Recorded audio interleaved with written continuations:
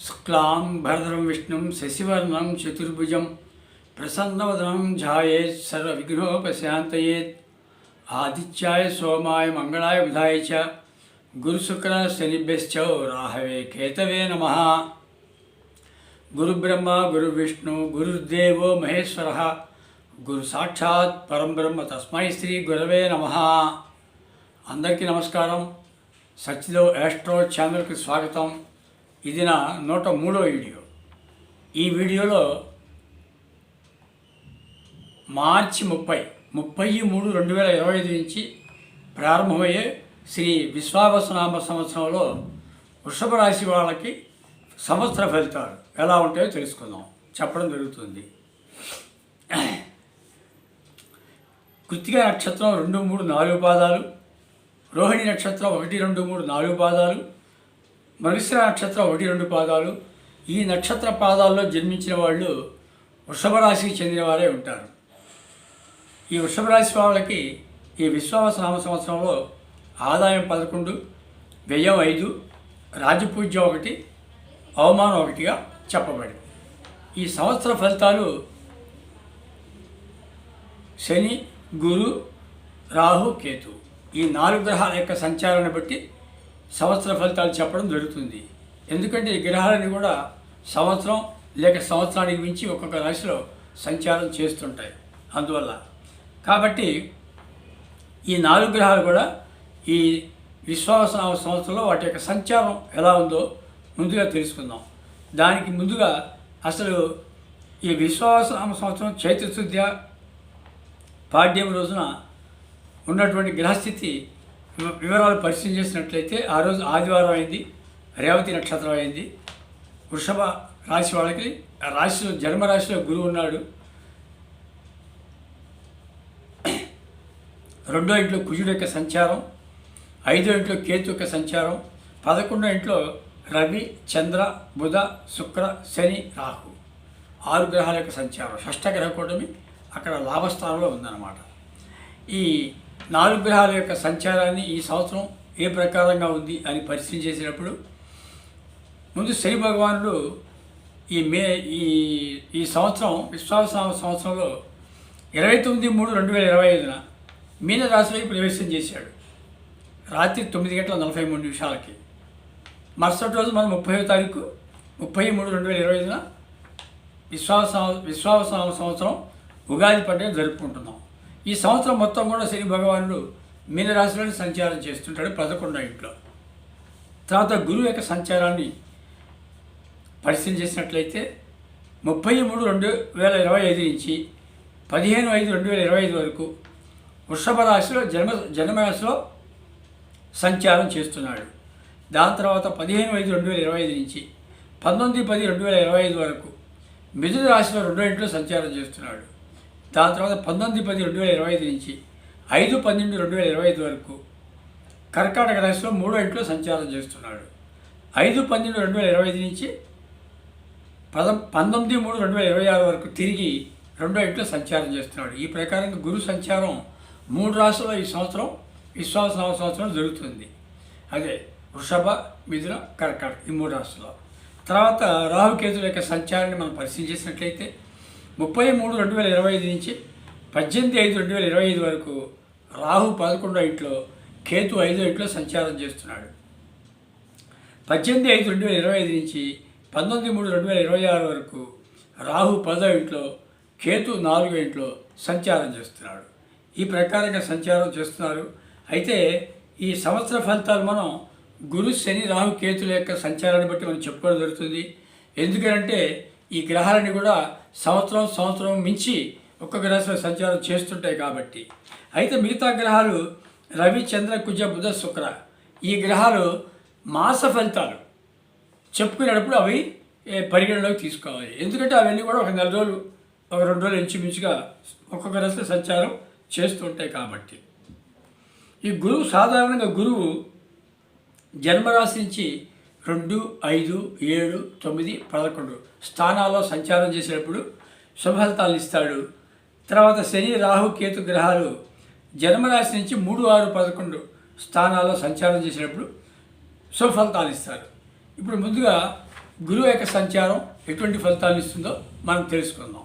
ఈ వృషభ రాశి వాళ్ళకి గురువు ఈ విశ్వావసనామ సంవత్సరంలో 15/5/2025 వరకు, అంటే 30/3/2025 నుంచి 15/5/2025 వరకు జన్మరాశి సంచారంలో సర్వత్రా హాని భయాన్ని కలగజేస్తున్నాడు. తదుపరి 15/5/2025 నుంచి 19/10/2025 వరకు మిథున రాశి సంచారంలో రెండో ఇంట్లో సుఖం, ధనం, కీర్తితో పాటు అనేక శుభాలని కలగజేస్తున్నాడు. తదుపరి 19/10/2025 నుంచి 5/12/2025 వరకు కర్కాటక రాశి సంచారంలో ఉచ్చలో ఉన్నప్పటికీ కూడా నాలుగో ఇంట్లో సంచారం కాబట్టి భయాన్ని, అనేక ఇబ్బందుల్ని కలగజేస్తున్నాడు. తదుపరి 5/12/2025 నుంచి 19/3/2026 వరకు మరలా మిథున రాశిలో సంచారంలో రెండో ఇంట్లో సంచారం కాబట్టి సుఖం, ధనం, కీర్తితో పాటు అనేక శుభ ఫలితాలని కలగజేస్తున్నాడు. అయితే ఈ గురువు సామాన్య ఫలితాలు లేక చెడు ఫలితాలు కలగజేస్తున్నాడు అని చెప్పినటువంటి సమయాల్లో గురుగ్రహానికి పరిహారాలు తీసుకోవాల్సి ఉంటుంది. ఆ సమయాల్లో గురుగ్రహానికి పూజ చేయించి 1 కేజీ శనగలు దానం ఇవ్వటం, గురుగ్రహ స్తోత్రాన్ని ప్రతినిత్యం పఠించడం, దత్తాత్రేయ, సాయిబాబా ఆలయాలు దర్శనం చేసి గురువారం రోజు 16 ఎల్లో కలర్ లడ్డు అక్కడ భక్తులకు కానీ బీదలకు కానీ పంచిపెట్టడం చేస్తున్నట్లయితే పరిహారంగా కొంత మెరుగైన ఫలితాలు పొందడానికి అవకాశం ఉంది. దాంతోపాటు నర్సరావుపేట దగ్గరలో ఉన్నటువంటి కోటప్పకొండలో దక్షిణామూర్తి స్వరూపమైనటువంటి కోటప్పకొండ క్షేత్ర దర్శనం చేసి అక్కడ అభిషేకం కనుక చేసుకున్నట్లయితే మెరుగైన ఫలితాలు పొందడానికి అవకాశం ఉంది.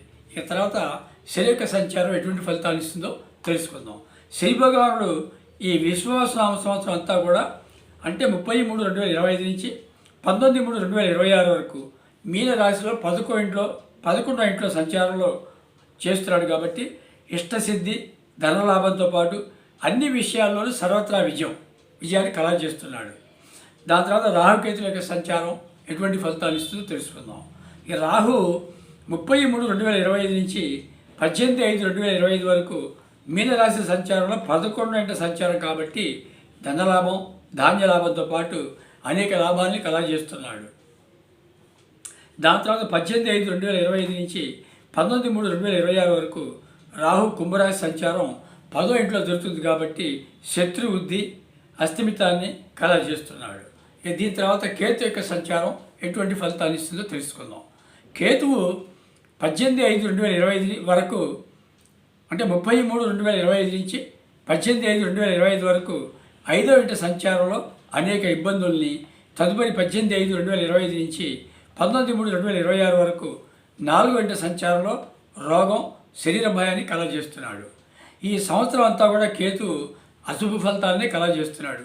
కాబట్టి పరిహారంగా గణపతి ఆరాధన, కేతుగ్రహ స్తోత్రాన్ని పఠించడం, కేతుగ్రహానికి పూజ చేయించి ఉలవలు 1 కేజీ ఉలవలు దానం ఇవ్వటం, అవకాశాన్ని బట్టి కాణిపాక క్షేత్రం, వరసిద్ధి వినాయక స్వామి వెలిసినటువంటి కాణిపాక క్షేత్రానికి దర్శించుకున్నట్లయితే కేతుగ్రహ దోషాలకి పరిహారంగా చెప్పబడింది.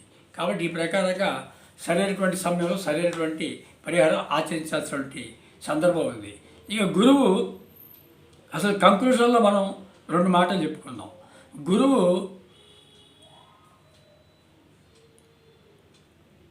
15/5/2025 నుంచి 19/10/2025 వరకు 150 రోజులు శుభ ఫలితాన్ని కలగజేస్తున్నాడు.